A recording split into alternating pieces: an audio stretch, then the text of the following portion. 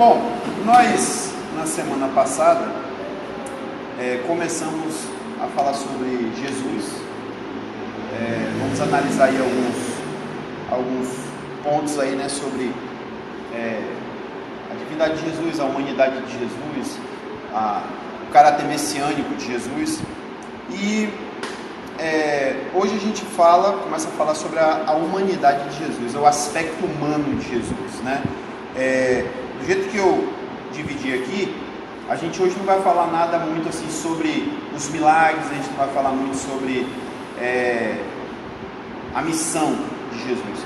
Nós vamos primeiro falar sobre aquela coisa que a gente falou na semana passada, da encarnação do Verbo, né?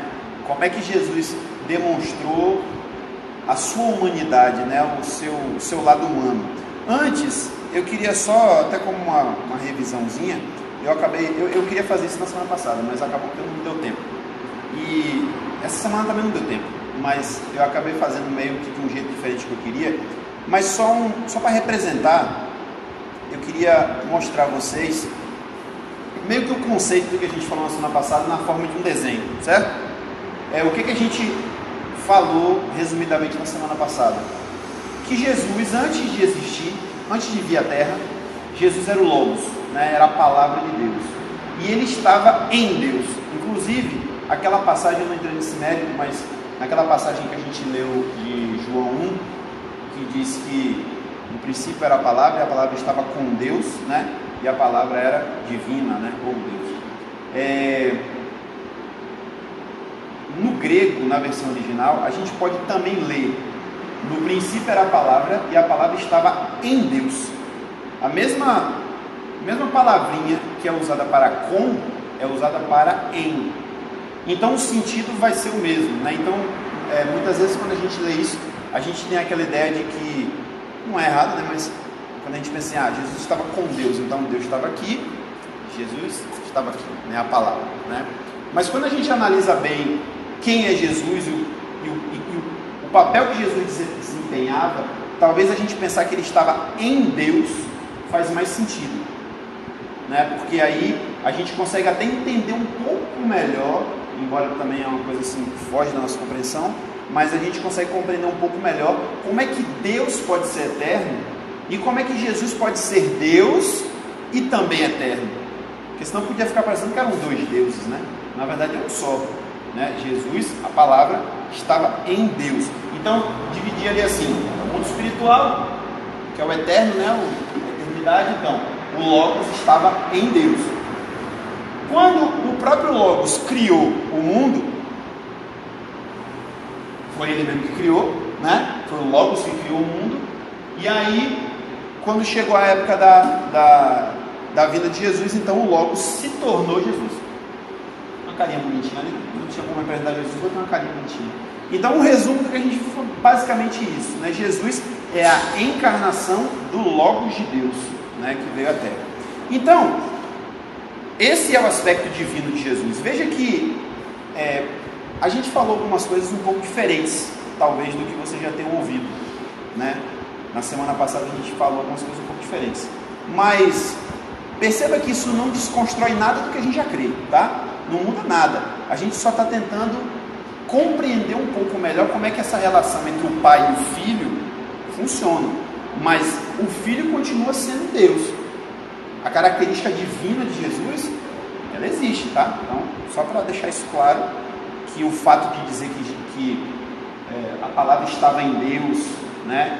E até aquela diferença que eu fiz na leitura, de que o verbo, em vez de dizer que o verbo era Deus, de dizer que o verbo era divino, não desmerece a questão. Ali era só para a gente fazer a distinção entre uma coisa e outra. Jesus não é o Pai. Existe o Pai, existe o Filho, né? Então, porque Jesus veio à Terra, se tornou homem, né? Então a gente vai analisar aqui alguns pontos. O primeiro desses pontos é justamente vamos dizer assim, essa transição da palavra para Jesus, né? Até, não sei se foi aqui que eu falei, acho que foi na escola bíblica, que Jesus, não tem aquela história da lagarta que vira borboleta, né? A lagarta é impressionante quando você vê a coisa acontecendo, porque a lagarta não tem nada a ver com uma borboleta. E vendo um desenho de criança outro dia, eu descobri uma coisa que eu não sabia, que quando a lagarta ela entra naquele casulo, ela vira líquido. Sabia disso? Eu não sabia. Ou seja, o corpo dela se desfaz completamente dentro daquele casulo e se reconstrói. Por isso que ela consegue fazer a metamorfose. Ela vira aquela, né, daquela lagartinha meio feinha, né, gorduchinha, vira uma borboleta com aquela asa bonita e tal. Então ela literalmente ela se desconstrói toda para depois se reconstruir novamente com uma borboleta. Achei isso fantástico. É um ovo, né? Hã? É um casulo, na verdade, né? A palavra certa é casulo, porque ela não nasce de novo, ela está viva, ela continua viva, ela não morre, né? Ela não chega a morrer, não. Até que o material genético é o mesmo. Ela não chega a morrer, ela se desconstrói. Agora, como é que funciona ali o processo interno, não sei. Mas onde eu quero chegar é, comparando essa questão de Jesus com a lagarta, pense em Jesus como uma lagarta de duas fases. Porque se você parar para pensar que antes da encarnação Jesus era a palavra, um ser espiritual, divino, né? Tão divino que foi ele que criou o mundo. Depois, quando ele vem à Terra, ele já muda de forma. Já não é mais aquele ser divino. Ele agora assume uma forma humana. E depois, quando ele ressuscita, ele muda de novo. Porque ele já não é mais um ser humano normal. Ele já assume um outro corpo, né? A gente vai ver isso mais para frente. Então vamos ver aqui algumas passagens bíblicas que falam sobre esse processo, né? Então, a primeira é aquilo que a gente já viu de João 1, que diz que a palavra se tornou carne e habitou entre nós. Inclusive essa expressão habitou no grego, ela é um verbo que a gente não tem. É o verbo tabernacular. Não existe esse verbo em português. A ideia é o quê? O que é o tabernáculo? A ideia de tabernáculo é uma tenda que você faz temporária. Inclusive, o tabernáculo, né, de Deus, que era erguido no deserto, ele tinha justamente essa característica. O tabernáculo não era fixo, ele era temporário, armava e desarmava. Então, pense no tabernáculo como uma tenda, né? Então, o verbo no grego dá essa conotação. O verbo se fez carne e habitou numa tenda temporária entre nós. Engraçado que depois Pedro vai pegar essa mesma expressão lá na carta dele e vai dizer que estamos vivendo temporariamente em tabernáculos, que ele fala do nosso corpo, né? Ele pega essa ponte com a ideia de Jesus, né? Então, a palavra se transforma em carne e habita temporariamente. E o que eu quero destacar, na verdade, é que de fato foi temporário, porque o objetivo de Deus em mandar Jesus, desde o princípio, a gente sabe que foi mesmo cumprir a missão dele, né? Jesus não veio para, como a gente aprende no livro, né? Jesus não veio para nascer, crescer, como é que é? Reproduzir e morrer, né? Não é assim? O ser humano nasce, eu só consigo lembrar se eu lembrar da frase toda. O ser humano nasce, cresce, reproduz e morre, né? Então, Jesus não veio para cumprir esse ciclo. Ele até quase cumpriu, né, esse ciclo. Mas o objetivo dele não era esse, né? Então ele veio e habitou temporariamente entre nós. Uma palavra de Paulo em Filipenses 2 também é muito interessante. E essa inclusive complementa, essa passagem de Paulo, ela complementa de uma forma muito interessante aquilo tudo que a gente já vem falando. Ele diz o seguinte, aqui está um pouco diferente do que geralmente na Bíblia, mas o sentido é o mesmo, tá? Então, o que o texto lá diz? Que Jesus, existindo em forma divina, ou na forma de Deus, de um Deus, não considerou o ser igual a Deus como algo a se apegar. As versões mais antigas falam, não teve por usurpação o ser igual a Deus. Aí eu pergunto, quantos entenderam isso a primeira vez que leram? Segunda, terceira, quarta? Sério? Nunca entenderam direito essa passagem? Até que alguém explicou, que você leu em algum lugar, né? Quer dizer, é uma tradução muito antiquada, muito complicada de entender. Mas o que está sendo dito ali ao pé da letra é, Jesus não se apegou ao ser igual a Deus. Ele não pegou aquilo, porque inclusive o sentido original da expressão era como se fosse assim, no passado, existe aquela questão do espólio de guerra, né? Então, digamos, um rei, isso, inclusive a gente tem histórias no Antigo Testamento que é assim: um rei se alia ao outro, vamos atacar o rei tal. Aí eles falam, olha, chegando lá a gente divide os espólios, o que sobrar a gente divide. Então, eu vou ficar com a parte das pessoas para escravizar, eu vou ficar com a outra metade para poder dos animais, né? Então existe o espólio de guerra.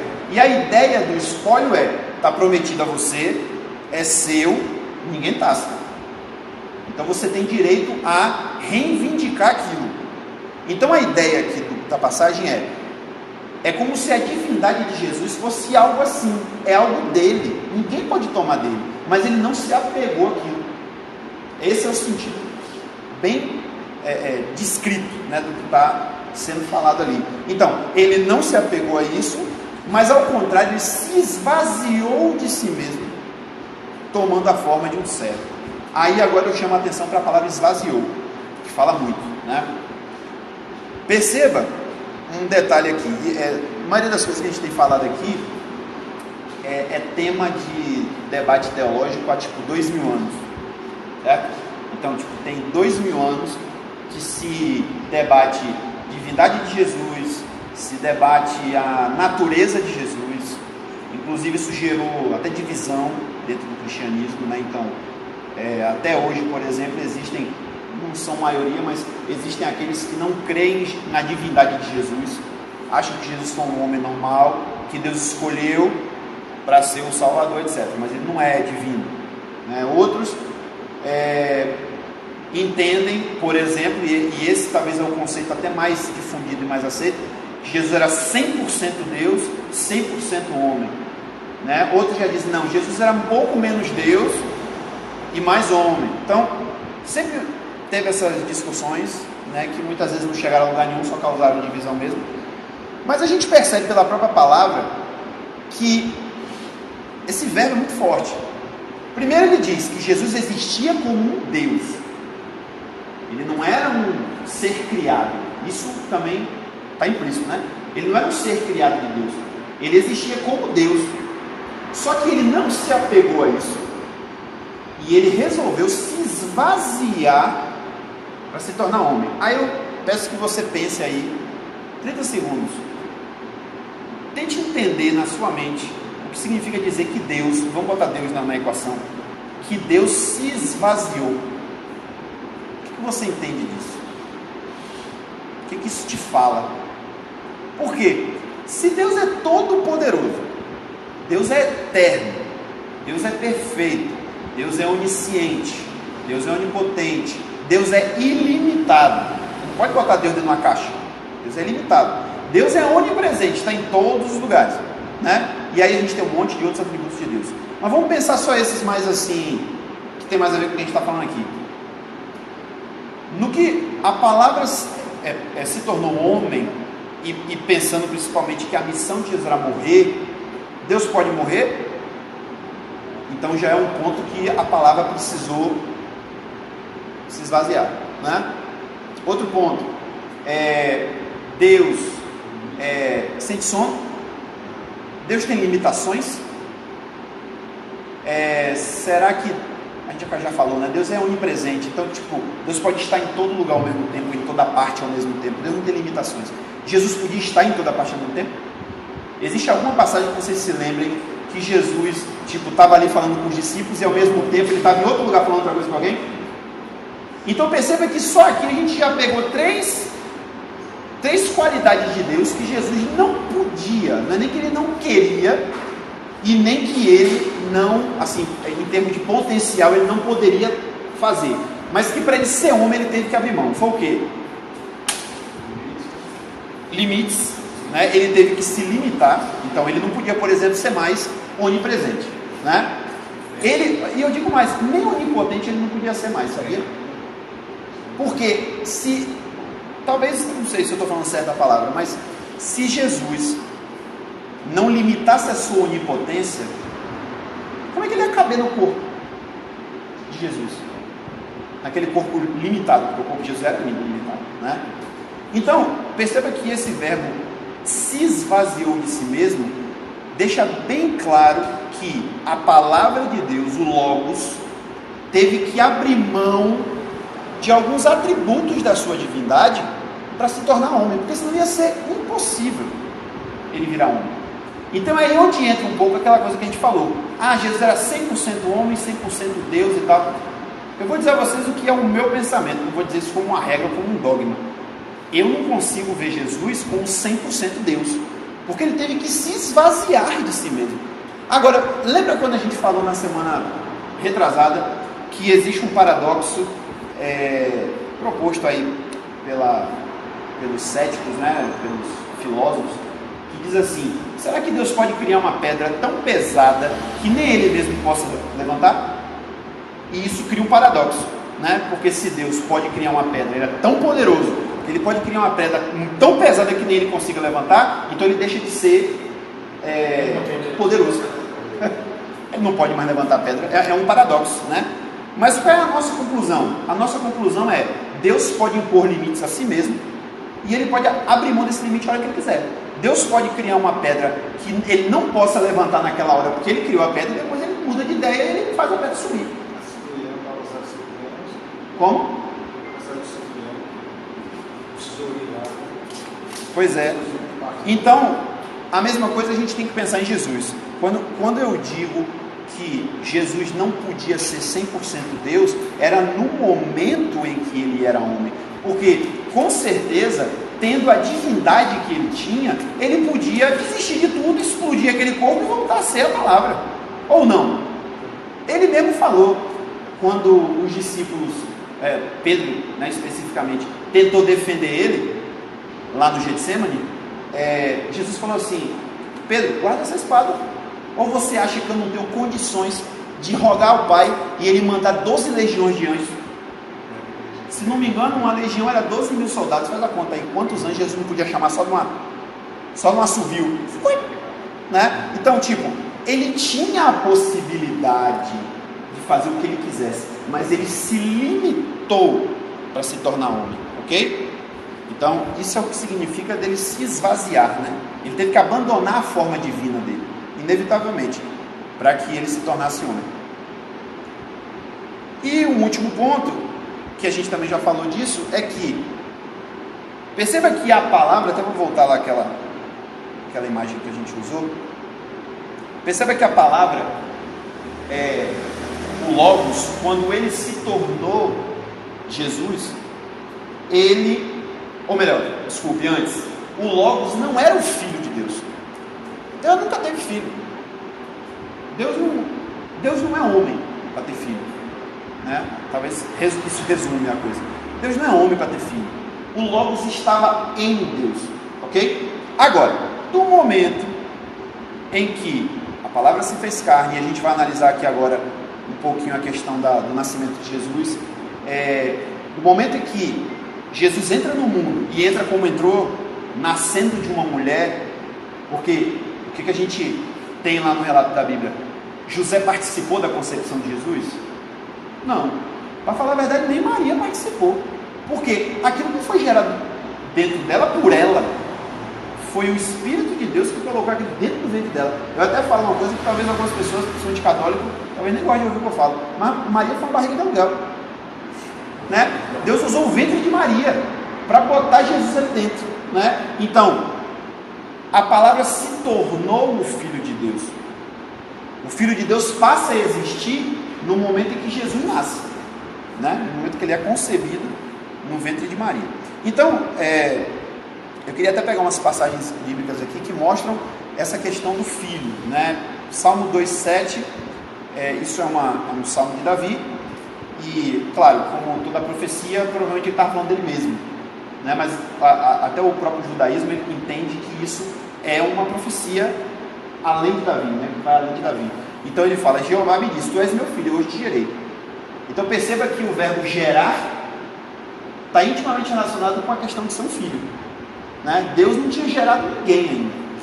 Deus gerou um filho, né? Quando Jesus nasceu. Então ele se tornou o Filho de Deus. Naquela passagem de João 1 a gente encontra também uma expressão interessante que diz: e vimos a sua glória como a glória do unigênito do Pai. Todo mundo sabe o que é unigênito? Tem algum unigênito aqui? Ninguém aqui? Tu não é unigênita, não? Tu é unigênito também? Vocês não são mimados, não, né? Unigênito é mimado. Ah, ela é.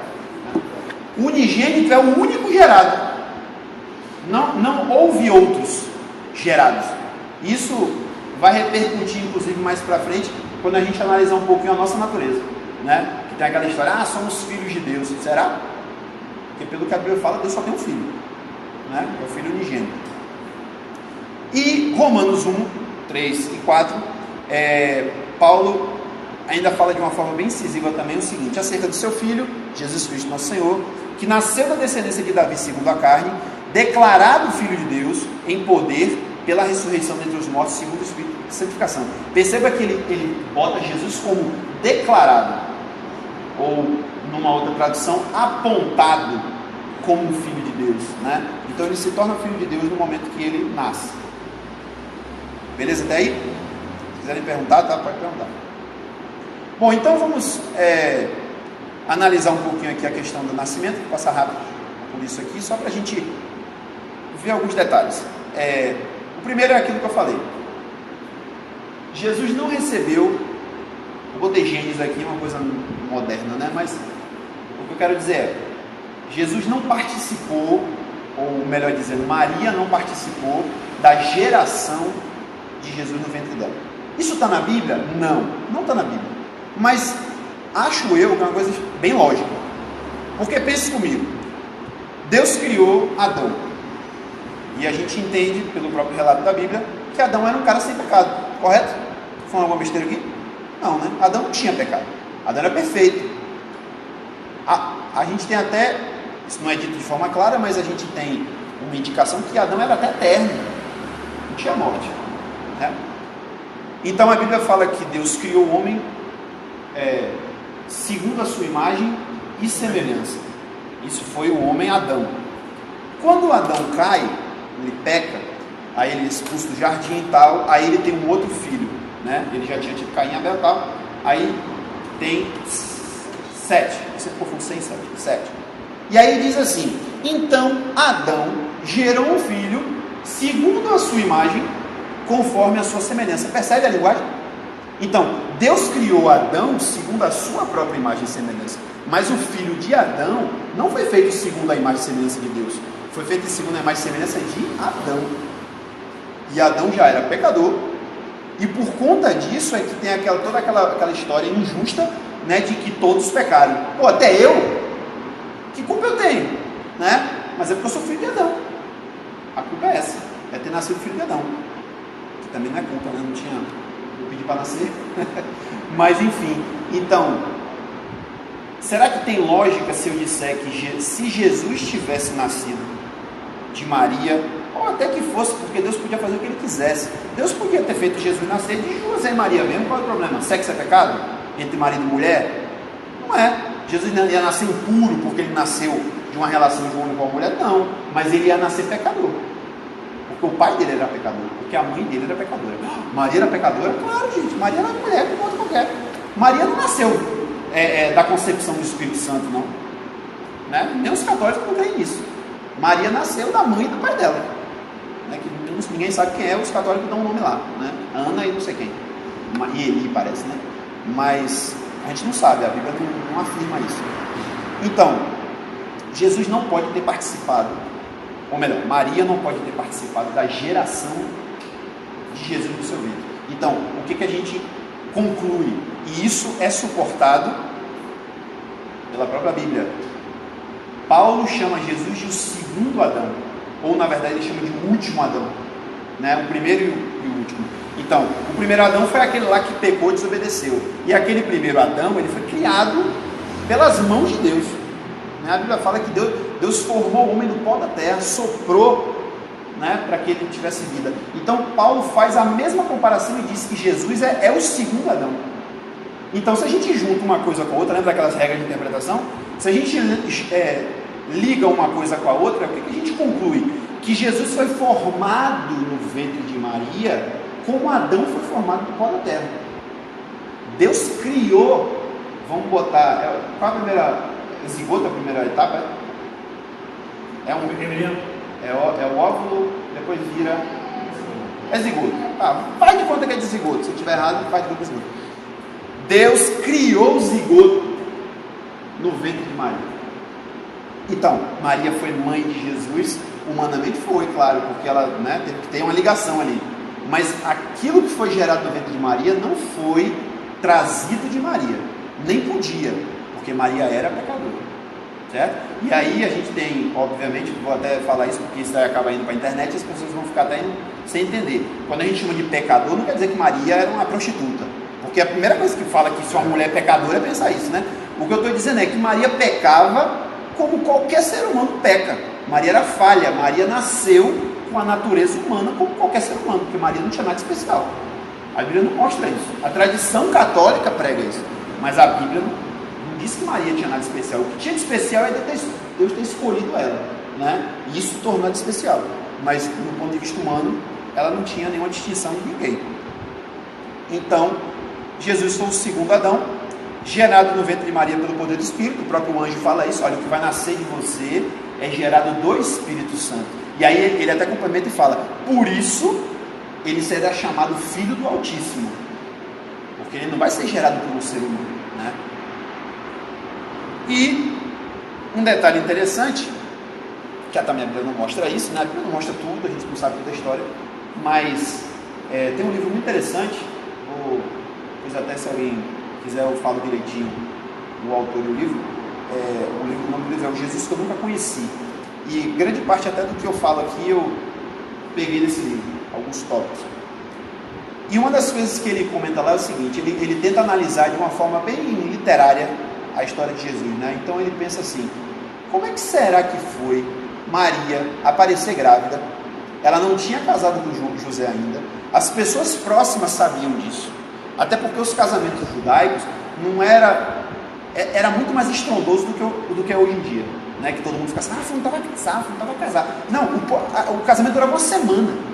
A pessoa, quando estava prometida em casamento, ela tinha um tempo para ela ficar na casa do pai, ela não podia sair de lá, tinha todo um ritual antes do casamento, justamente para poder resguardar, né, que a mulher era virgem, toda aquela coisa que a gente já sabe, né? Então, você tenta imaginar na situação lá de Maria e José, morando numa vila pequenininha, porque eles moravam em Nazaré, não é isso? Nazaré é um ovinho, pouquíssimas pessoas. Aparece Maria grávida, José não tinha casado com ela ainda. Qual o desenvolvimento natural disso, né? E observe no relato o que o próprio José pensa, e aí a Bíblia até mostra isso como uma virtude de José. Maria apareceu grávida. Esqueça que tem Espírito Santo, porque ele não sabia disso. Maria apareceu grávida. Ele podia ter pensado: miserável, vou chamar em praça pública para ser apedrejada, porque a lei dizia que uma mulher adulta era para ser trazida e apedrejada. Mas aí a Bíblia fala que ele pensou o quê? José, não querendo difamá-la, né? A expressão, inclusive, ela nem... Porque quando fala difamá-la fica parecendo que ele ia falar mal dela. Mas não, o sentido mais é assim, para acusá-la. Ele, para não acusá-la de morte, ele planejou fugir. Sabe o que isso ia parecer? Que o culpado era ele. É por isso que ele ia fugir. Ele não ia fugir porque vou largar essa mulher vagabunda. Não. Ele ia fugir, ao contrário, ele disse: eu vou fugir para os outros acharem que a culpa é minha, para que ela não seja apedrejada. Por isso que ele ia fugir. Aí o anjo falou assim: ó, calma, não foi nada disso, né? Não sei como é que foi, porque a Bíblia não relata, mas é provável que o anjo tenha até dito assim: agora corre, vai lá na casa do pai dela, leva ela para casa, para ninguém ficar entendendo errado, porque a Bíblia mostra que isso foi bem paralelo, né? Enquanto o anjo estava falando com um, parece que logo em seguida falou com o outro, né? Ou pelo menos foi bem próximo. Então, um detalhe que fica aí despercebido é o seguinte: a gente tem um relato de Mateus e tal, né, da história do nascimento e tal, mas quando você vai em Lucas, tem um negocinho que passa despercebido, por causa do modo como a história é contada. Isabel, que era prima de Maria, mãe de João Batista, engravidou também, né? No caso dela, de forma natural. Foi um milagre, mas, né, era filho de Zacarias, né? A Bíblia fala que quando Isabel tinha 6 meses, gestação, o anjo foi anunciar a Maria. Então, quando Isabel tinha 6 meses, foi quando Jesus foi concebido no ventre de Maria. Aí a Bíblia fala que assim que Maria recebeu lá a notícia, tal, logo em seguida fala assim, então Maria foi para a casa de Isabel e passou com ela 3 meses, que foi justamente o tempo para dar a gestação, né? Então, se Isabel tinha 6 meses, mais 3 deu 9 e João nasceu. Então, quando João nasceu, Maria estava lá. Aí eu lhe pergunto, será que foi só por uma bondade que Maria foi visitar Isabel e ficou 3 meses com ela?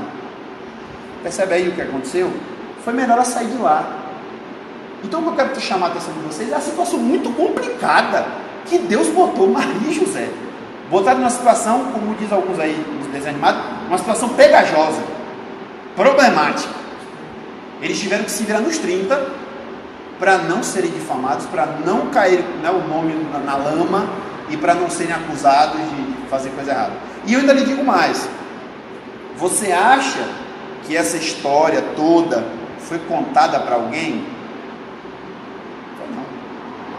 A Bíblia não fala, mas pelo desenrolar óbvio das coisas, essa história ficou, Maria, não conte isso para ninguém, nem para seu pai, principalmente seu pai. Não conte para ninguém. Então é muito provável, é o que o autor do livro fala, né? É muito provável que essa história do nascimento virginal de Jesus tenha sido mantida em segredo até que Jesus ressuscitou. Porque você percebe que nem na história de Jesus a gente não encontra nada disso. Não existe nenhuma indicação de ninguém dando um indireto, uma conversa qualquer, de que Jesus tinha nascido de uma forma sobrenatural. Não existe isso em nenhum relato. Isso só foi contado quando os evangelhos foram escritos.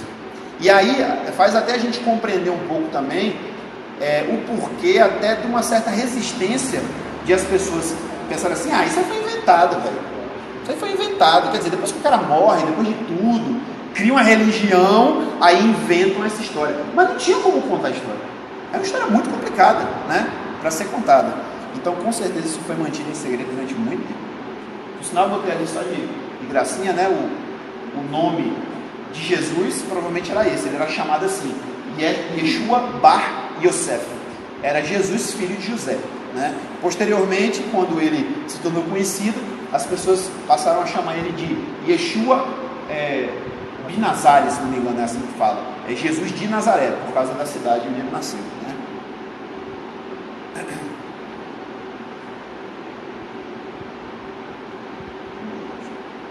dar bem.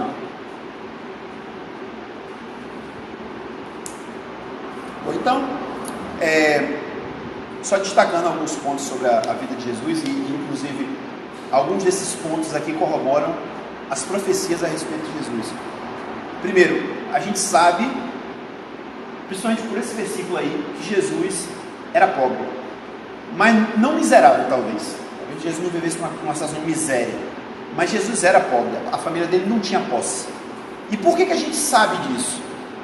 Não é por causa de tradição, é porque na passagem de Lucas 2,24 é dito que quando Jesus nasceu, era um costume judaico, né? A lei exigia isso, que quando um filho primogênito nascia, ele tinha que ser levado ao templo, ser dedicado a Deus, e aí Deus fala assim, todos os primogênitos são meus, mas claro, Deus não vai pegar o menino para matar, então ele falava assim, no lugar do menino, vocês vão me oferecer um sacrifício. Então a família tinha que levar um novilho, né, um bezerro. Só que aí Levítico 12:8 fala que se a família não tivesse posses, se ela não tivesse condições de dar um novilho, né, então ela não tinha muita coisa, então eles podiam oferecer, parece que 2 pombinhos ou 2 rolinhas, e foi a oferta feita por Maria e José, né? Então isso indica que a família de Jesus não tinha posse, eles tinham uma vida, como eu disse, talvez não fosse uma vida miserável, mas eles não tinham condições, eles não tinham terras, por exemplo, né?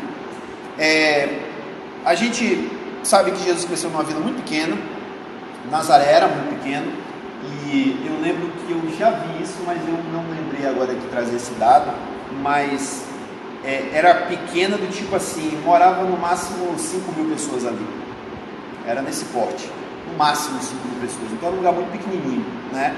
Mas o interessante é que a Bíblia não mostra isso, mas a história mostra que Nazaré ficava próximo de uma cidade chamada Séforis, que era uma metrópole, Era uma cidade grega, né? No Império Romano acontecia muito isso em vários lugares.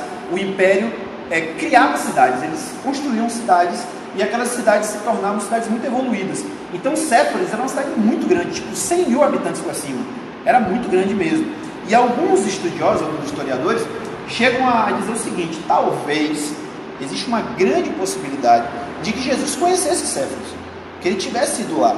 Ele conheceu, ele não viveu só naquela vida humilde da vilazinha pequenininha de galinha e porco, nem porco não, lá não tinha porco, né? Não criava porco, de ovelha, né? E ovelha e galinha, não. Ele talvez conhecesse essa outra realidade. Talvez Jesus tivesse tido contato até com o luxo da cidade, né? E alguns estudiosos chegam a dizer assim, em algumas coisas que Jesus fala, a gente percebe que ele não é uma pessoa que só entende do campo, ele entende também o outro lado. Ele entende o lado dos ricos, ele entende como é que funciona a luxúria e o poder, né? Então, é bem provável que ele tivesse contato com isso aí. E uma coisa que leva também a crer em relação a isso é o seguinte: a gente, por tradição, costumeiramente, pela própria Bíblia, a gente sabe que Jesus, né, o pai de Jesus, era carpinteiro. José era carpinteiro. Jesus, como filho primogênito, depois a gente vai até ver essa questão do pai dele, Jesus também assumiu a mesma profissão, e é dito isso na Bíblia também, que ele era também carpinteiro. O que é interessante é que a palavra grega para carpinteiro, que é aquela ali, tecton, ela tem um sentido um pouco mais abrangente. Então o carpinteiro não é só aquela pessoa que pega madeira e faz uma cadeira. O carpinteiro podia ser uma pessoa também que faz uma casa. Ele podia ser construtor também. Até porque a maioria das casas, né, principalmente as casas mais luxuosas, elas tinham estruturas de madeira. Então a ideia é mais ou menos essa. Como ele trabalhava com madeira, você imaginar de madeira, Jesus fazia. Então é provável que Jesus fosse pedreiro também. Pedreiro entre aspas, né? Mexer com pedra, mas enfim, no sentido de ser um construtor, né? E aí alguns até falam: será que Jesus não visitou Séforis para vender seu serviço lá? Foi com o pai dele? Não sabemos, mas é bem possível que isso fosse verdade. E por fim aqui a gente tem Jesus tendo uma vida completamente normal. Uma coisa que eu sempre, tá aí uma coisa que eu vou perguntar a Jesus: Jesus, como é que foi o Senhor, sendo quem era, podendo fazer o que podia, viver uma vida normal até os 30 anos? 30 anos é muito tempo, bicho. Eu lembro quando eu cheguei aos 30, que eu já passei dos 30. Quando eu cheguei aos 30, fiquei olhando minha vida assim, já tinha saído da faculdade, né? Tal, morando na casa do pai, sem querer, né? Não estava. E aí eu pensei: pô, velho, eu sou nada. 30 anos morando na casa do pai. Aí eu estava um dia lendo tal, né?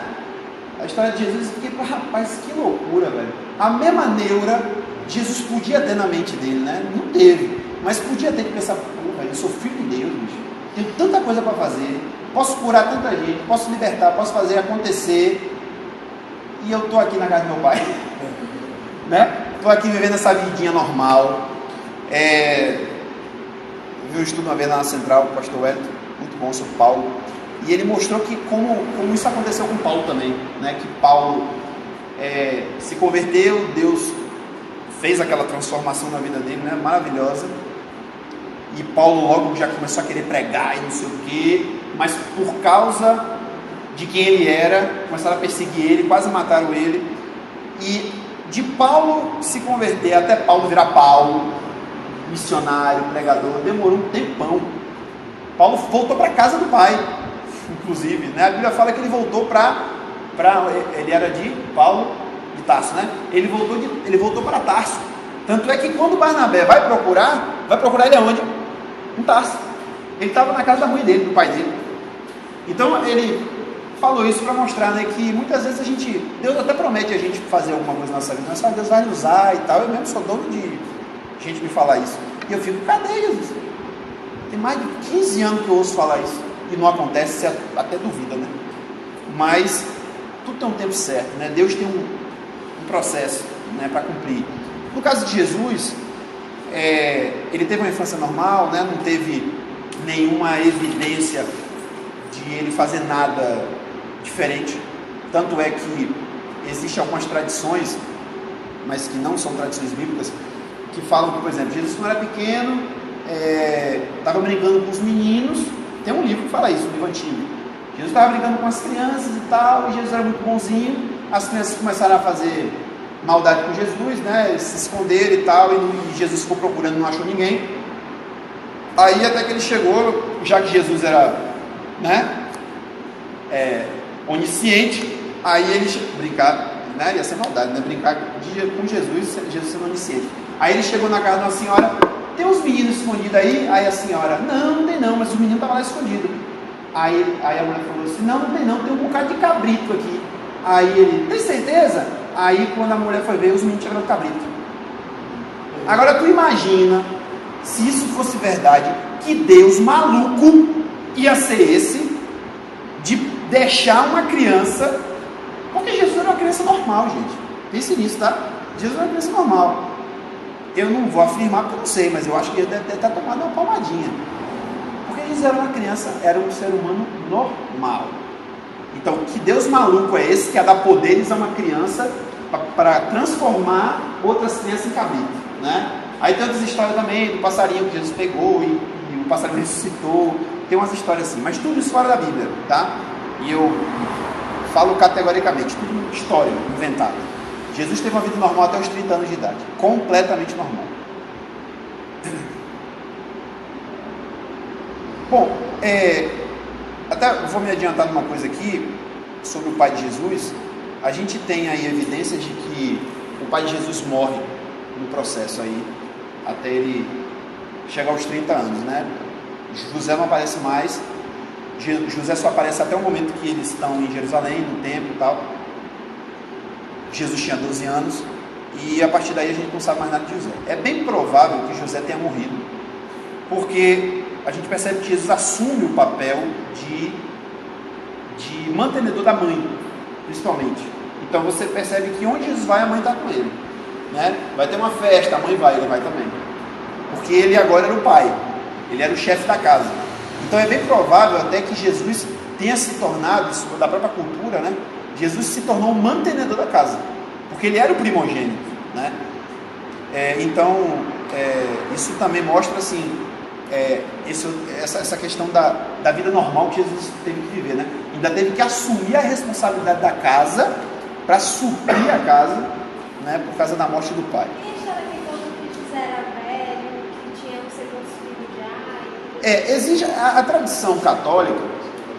A tradição católica, para tentar explicar algumas coisas, eles dizem, por exemplo, que José ele já era casado, que ele já tinha filhos, inclusive Tiago, né, irmão de Jesus, e que ele se casou com Maria e ele, na verdade, ele já era viúvo, desculpa, ele era viúvo e iria se casar com Maria novamente e tal. Está na Bíblia? Não. Tem algum relato confiável disso? Não. Tudo tradição católica. Qual o maior problema para eles disso aí? E aí foi até bom você ter falado isso para a gente entrar nesse mérito. A Bíblia fala que quando José é avisado que Maria está grávida, ele vai, toma ela, leva para casa, né, eles se casam, beleza, normal.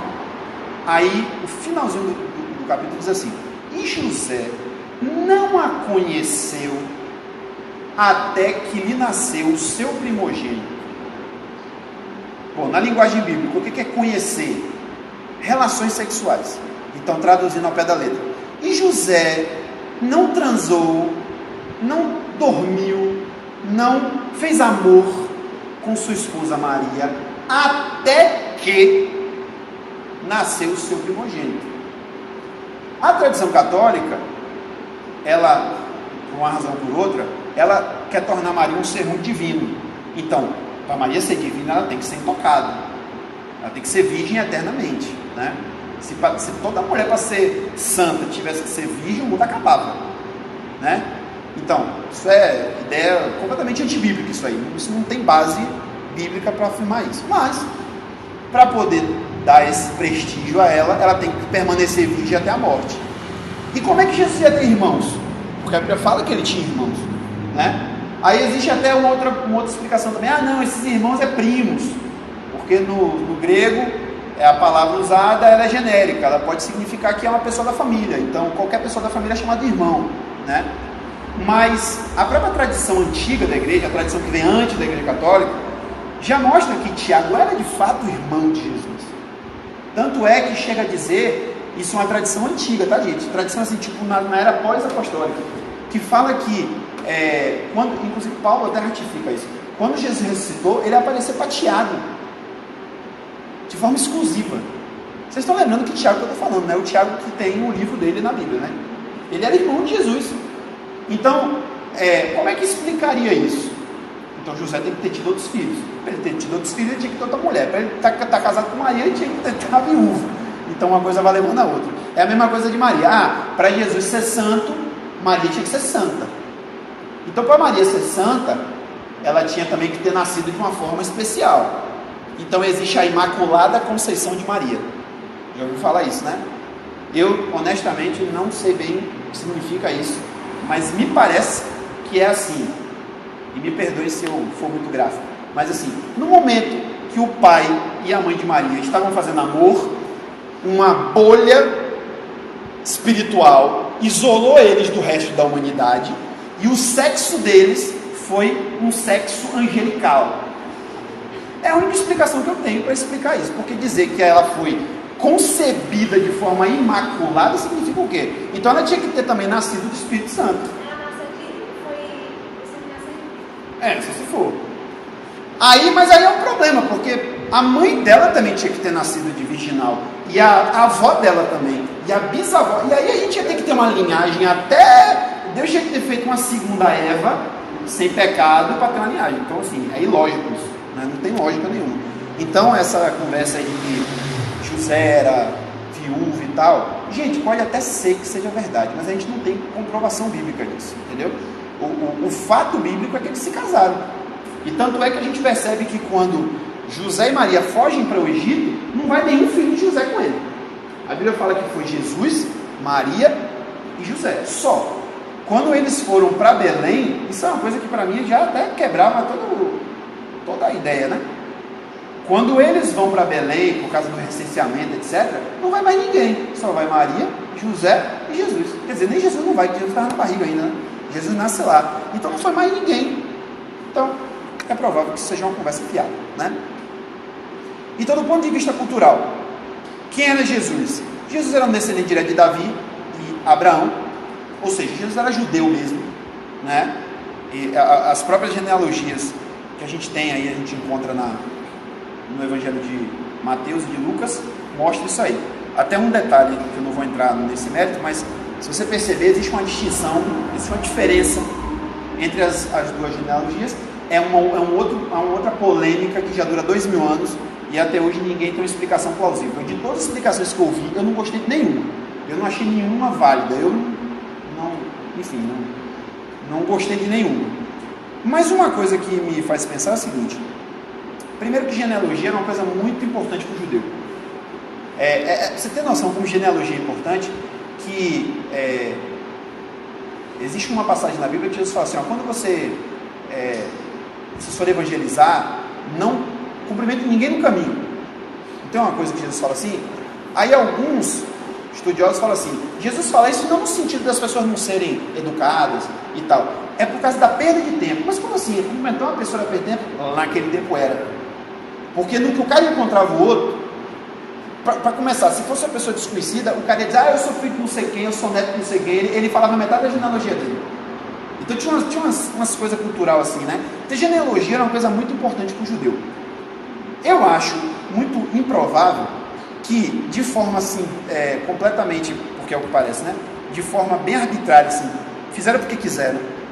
Mateus ia escrever uma coisa e Lucas ia escrever outra. Até porque, já sabendo que isso ia causar uma confusão, né? Pela tradição, a gente acha que Lucas escreveu depois de Mateus. E, inclusive, porque muita coisa que Mateus escreveu, Lucas pegou também, né? Tem coisas que são sinóticas, né? São parecidas. Então, por que Lucas escreveu uma genealogia diferente? Por que ele ia dizer assim, como alguns querem dizer assim, não, vou escrever uma diferente, vou escrever uma mais melhor do que aquela? Não tem lógica. Então assim, eu acho que tem uma lógica que a gente não sabe qual é, mas tem uma lógica ali dele fazer aquilo, né? E o ponto que divide ali é que, se não me engano, Mateus traça a linhagem a partir de Natã e Lucas a partir de Salomão. Detalhe, os dois filhos de... Natã, isso mesmo, os dois filhos de Davi, né? Inclusive os dois filhos de Batseba, Natã e Salomão. Um traça a partir da linhagem de Natã, outro traça a partir da linhagem de Salomão. Por quê? Não sei, então vamos seguir adiante. Não faço ideia. Mas de qualquer modo ele era descendente de Abraão e de Davi. Independente de qual filho veio, ele era descendente de Davi, né? Outro ponto, Jesus foi circuncidado. Jesus foi circuncidado. Jesus era judeu. Ele foi levado ao templo ao 8º dia e foi circuncidado. Ele foi ensinado nos costumes dos judeus. Jesus sabia tudo, ele sabia as histórias, ele sabia as tradições. Jesus não foi criado como um ser à parte. Ele foi criado como outra pessoa qualquer. Eu digo até a vocês mais, as mesmas oportunidades que os vizinhos e os parentes de Jesus tiveram, ele também teve. E eu falei o que? Privilégio? Não, eu falei o quê? Oportunidades, bom, porque privilégio não tinha nenhum, né? Oportunidades, né? Então, eventualmente, as crianças eram educadas, sim, a própria sinagoga servia para isso, mas uma educação formal não tinha. Eles tinham a educação de aprender coisas básicas, a própria história, né? Mas tanto é que muita gente era analfabeta. Até hoje os historiadores que não são cristãos, né, os acadêmicos, eles falam de uma forma enfática, não, Jesus provavelmente era analfabeto. Pela própria circunstância da vida, onde ele morava e tudo mais, provavelmente Jesus era analfabeto. Jesus podia até ser analfabeto, embora que eu acho que não era. Jesus era esperto demais para ser analfabeto. Mas, enfim, né, ele teve lá as oportunidades que ele teve de ser ensinado. Exato, não sabe. Não, e também assim, eu vou falar mais sobre isso, mas quando Jesus está no templo, aos 12 anos, ele fala coisas que os mestres falam, para que ensinar essas coisas assim? E eu vou explicar a vocês esses detalhes, para vocês vão entender isso mais profundamente. Uma criança de 12 anos não tinha condições de ter o conhecimento que Jesus tinha. Então chega lá. E ainda mais isso, né? Jesus cresceu sob o domínio romano. Existe um filme, eu vou até abrir um parênteses e dizer a vocês o seguinte: a Bíblia fala assim, examine todas as coisas e retenha o que é bom. Examine tudo e retenha o que é bom. Outra coisa que Paulo fala, irmãos, não fiquem iguais os incrédulos, os pagãos que creem em outros deuses e têm outras religiões, que ficam com essa história, não toquem nisso, não posso ver isso. Isso não tem, Paulo fala, isso não tem poder para evitar o pecado. Então o que Paulo está dizendo não adianta ficar seguindo regrinhas de pode, não pode, isso não resolve. Por que eu estou falando isso?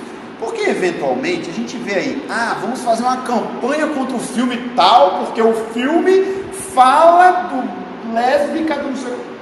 Gente, isso é besteira. O mundo é isso mesmo. Você vai querer mudar o mundo como? Deixando um filme de ser exibido? Você vai mudar o mundo fazendo boicote a uma marca que supostamente o cara dá o dízimo na igreja de Satanás. Sabe essa besteira que rola direto na internet, né? Você não pode usar o jeans tal, porque o cara, a empresa dele, ele é satanista. O problema é dele, meu irmão. A calça do cara é boa, eu vou usar. Porque tinha um negócio lá, eu tiro, velho, eu unjo, acabou. Paulo fala até que se a gente for comer comida sacrificada a ídolo, não me afeta em nada. Se eu dou graça a Deus por aquilo, eu sei que aquilo vem de Deus. Agora, se for escandalizar outro irmão, eu vou deixar de comer. Se for escandalizar todo mundo aqui, eu tiro a calça e toco fogo. Mas não interessa se eu estou vestindo ou não estou vestindo a calça do cara que é endemoniado. Então, por que eu estou falando isso? Porque no nosso meio tem muitas essas bobagens. Meu evangelho tem muita bobagem.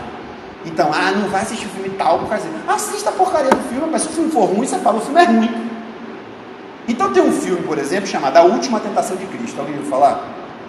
Na época que esse filme saiu, Foi uma polêmica, o povo foi para as portas do cinema, quase que tocaram fogo no povo, porque ia assistir o filme e tal.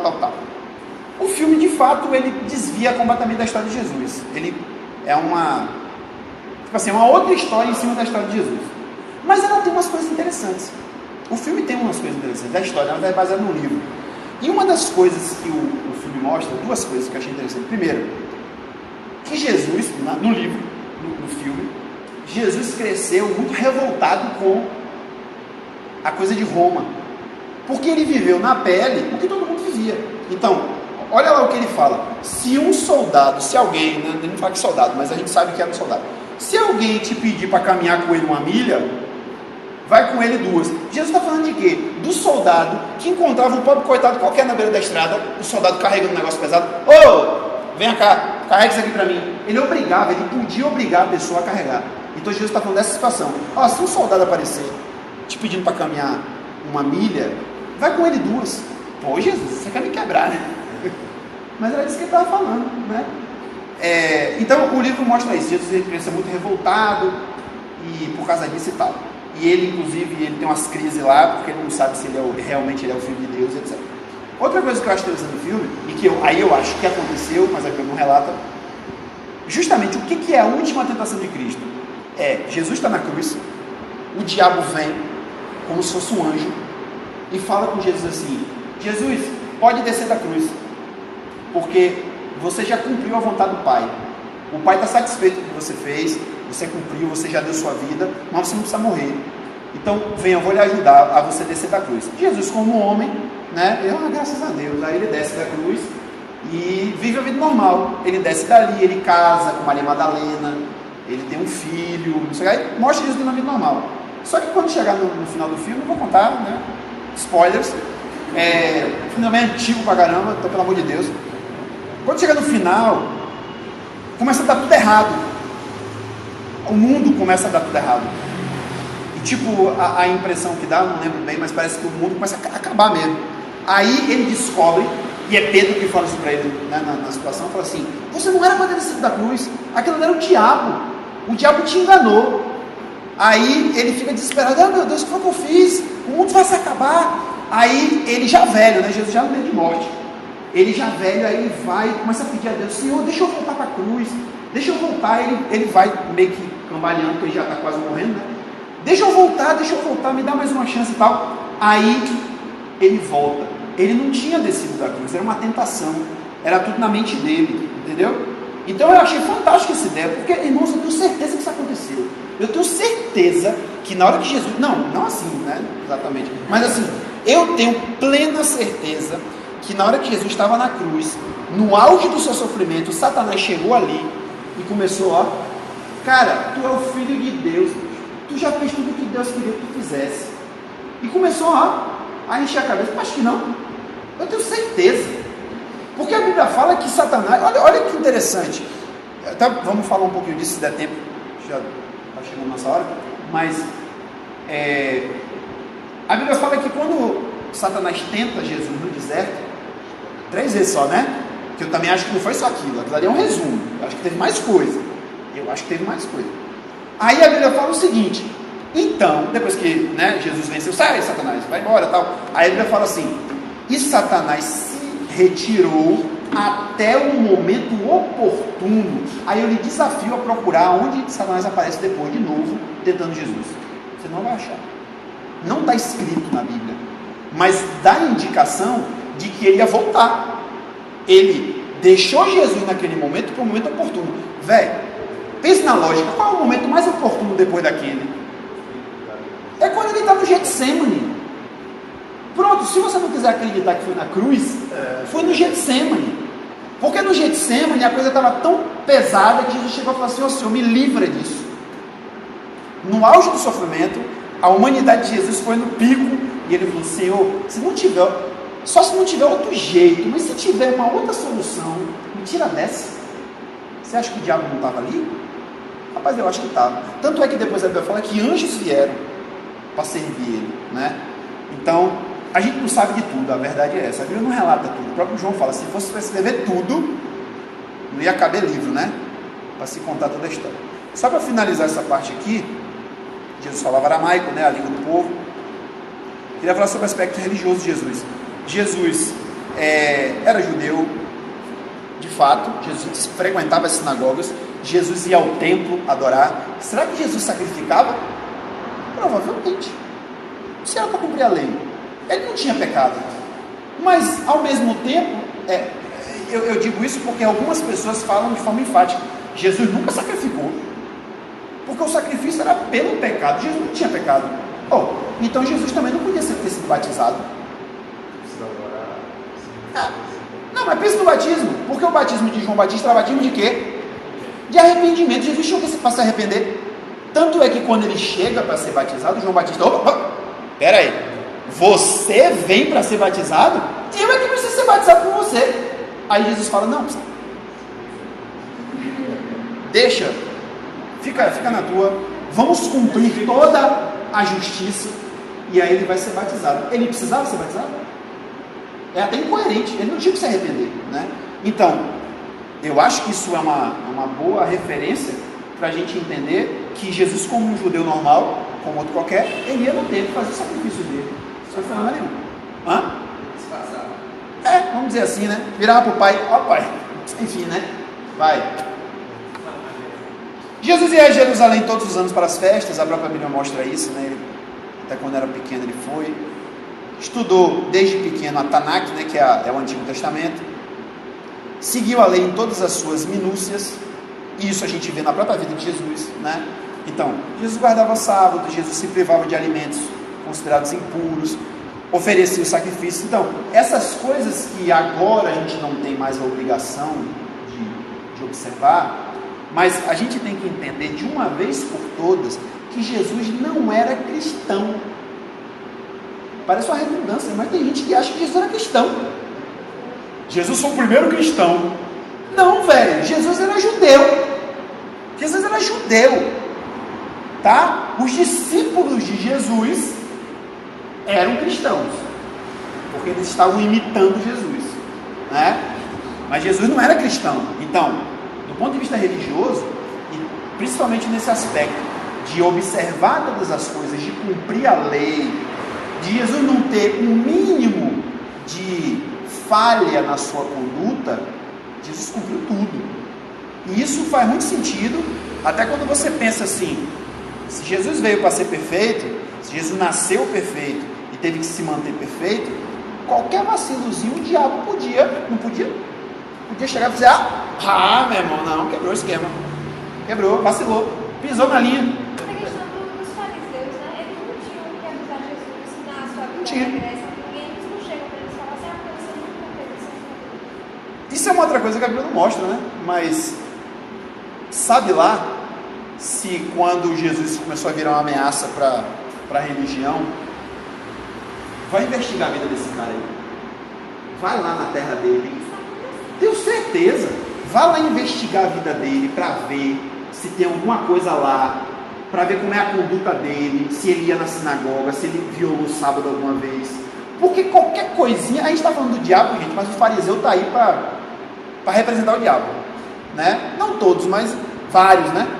Eles estavam ali para representar o diabo, porque eles só queriam acusar Jesus, e eles vinham com as perguntinhas capciosas e tal, para quê? Para derrubar. Então, se Jesus tivesse qualquer coisa que desabonasse ele, era um prato cheio para o fariseu. No próprio sábado, né? Eles acusaram Jesus: quer dizer que o senhor entra nas searas e os seus discípulos estão aí comendo, né?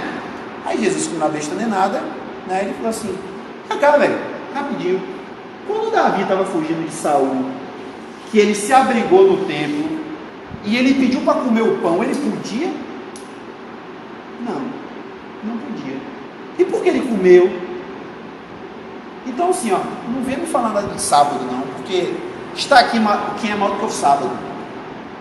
Então ele calou a boca, mas foi uma acusação, né? Foi uma acusação. Aí o sábado? Aí o cara não está comendo sábado. Então qualquer coisinha, né, ia ser motivo. Só para fechar, acho que dá uns 2 minutinhos, queria só fechar essa parte aqui falando sobre a questão até para fechar um pouco do que a gente está falando da infância de Jesus, essa questão da dualidade que existia em Jesus, né? A divindade e a humanidade. Eu vou dizer a vocês o que eu acho, porque a Bíblia não fala isso, tá? Vou dizer o que eu acho. Jesus nasceu como outra criança qualquer. Não ressuscitou passarinho. Jesus até seus 2 anos, 3 anos, não sei, não falava. Começou a falar. Como qualquer criança, até uma determinada idade, não tinha consciência de si mesmo, né?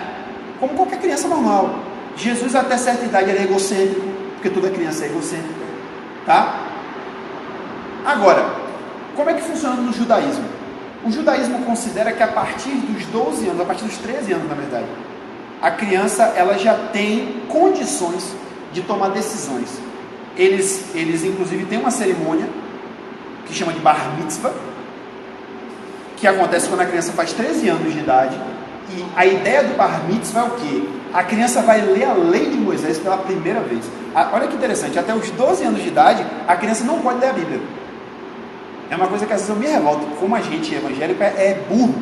A gente é burro, porque a gente devia seguir a tradição de quem vive antes da gente, quem é mais esperto que a gente, que já tem mais tempo de vida e de vivência com Deus, e a gente faz umas maluquices. De vez em quando eu ouço umas músicas mesmo de criança.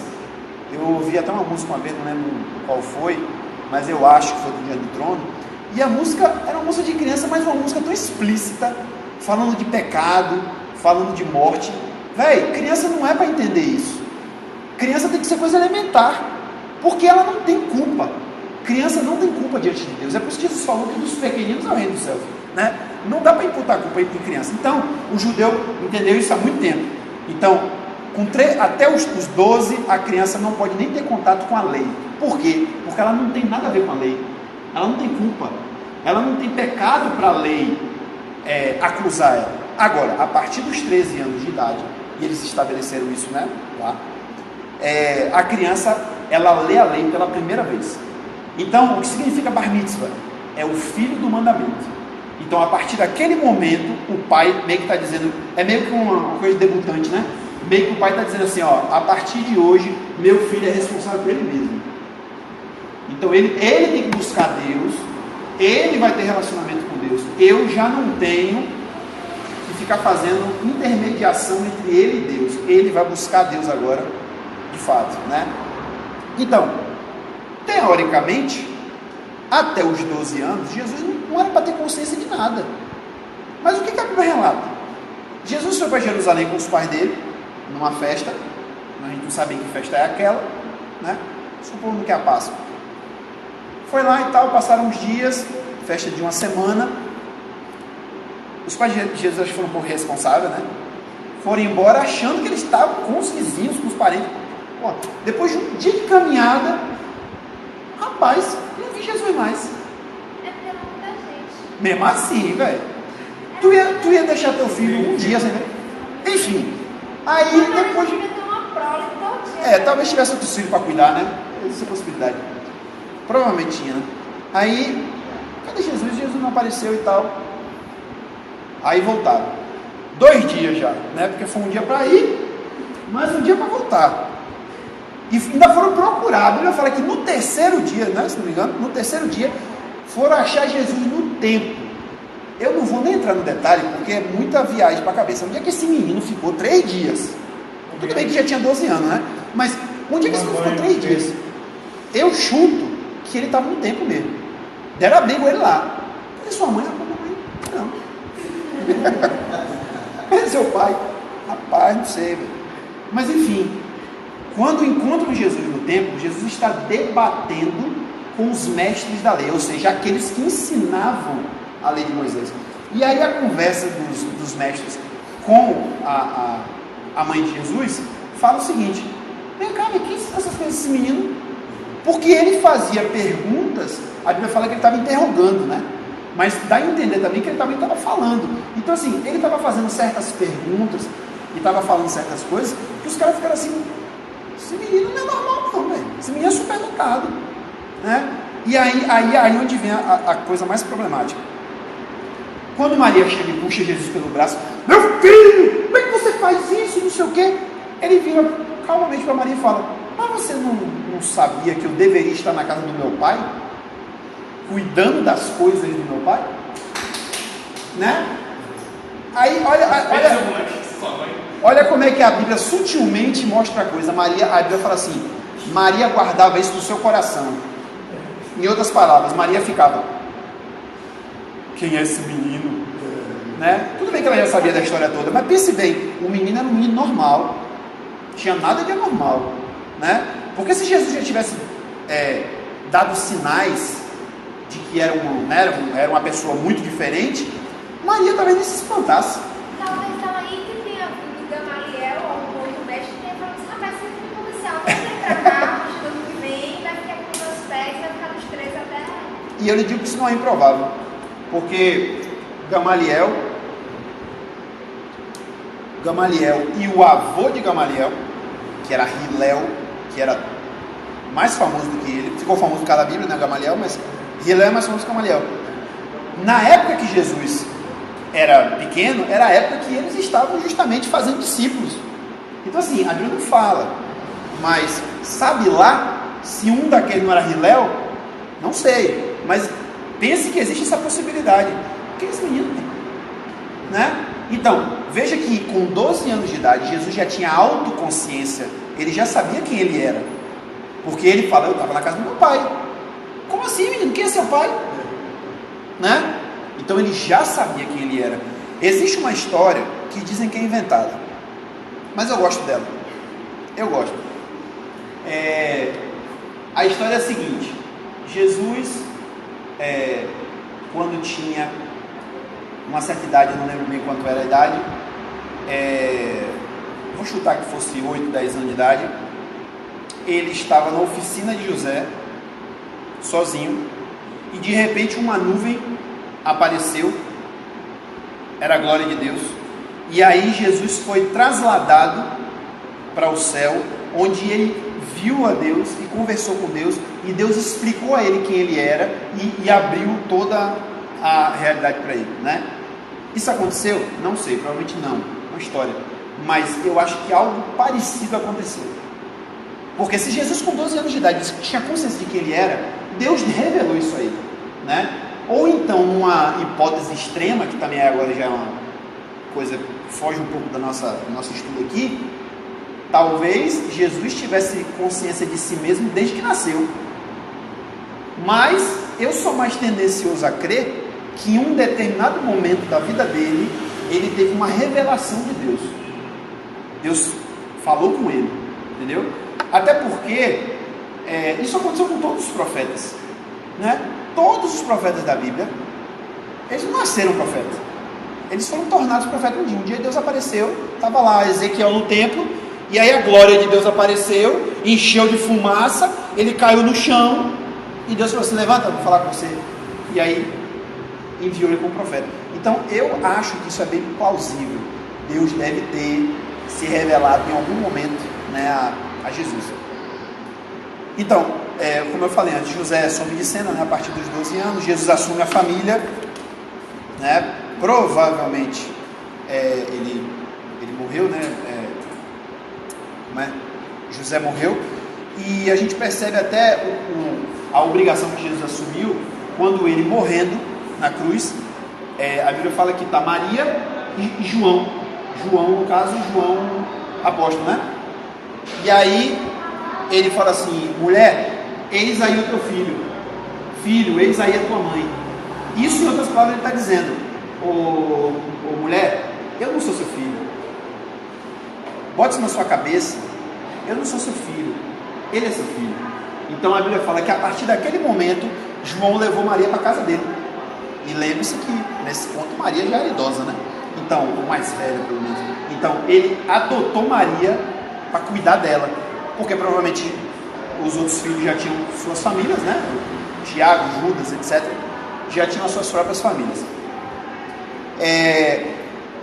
Isso aqui depois eu vou entrar em mais detalhes, mas eu só vou falar desses 2 últimos pontos para a gente encerrar aqui. O primeiro é o seguinte: Jesus, Hebreus 4,15 fala que é uma passagem muito bonita até, que ele fala assim: nós não temos em Cristo um sumo sacerdote que não possa se compadecer das nossas fraquezas, porque ele mesmo foi tentado em todas as coisas. aí não tem jeito de eu falar coisa bonita, eu tenho que ser claro. A tradição religiosa cristã, católica, ela pinta um quadro completamente antibíblico de Deus. Deus é aquele ser inatingível, você não pode se aproximar dele. E realmente ele era assim, né? Ele era assim no Antigo Testamento. Deus é inatingível. Então, para a gente chegar a Deus tem que ter um intermediário. Então a gente tem Jesus, certo? Errado, porque Jesus também é meio que inatingível. Então a gente tem que botar mais alguém. Quem a gente bota? A gente bota Maria, a gente bota os santos. Essa é a lógica da Igreja Católica, né? A lógica é, precisamos de intermediários, porque, em outras palavras, Deus é muito miserável. Deus não é um cara que você chega, e aí papai? Quem é papai, rapaz? Não dá para você chegar assim com Deus. Então você tem que chegar para Maria e falar: ô Maria, peça a Deus lá para me fazer um agrado. Aí Maria vai: ô Jesus, meu filho amado, peça a papai para poder atender um pedido do rapaz ali. Aí Jesus: pode deixar que eu vou lá. Já chegou a da compadecida?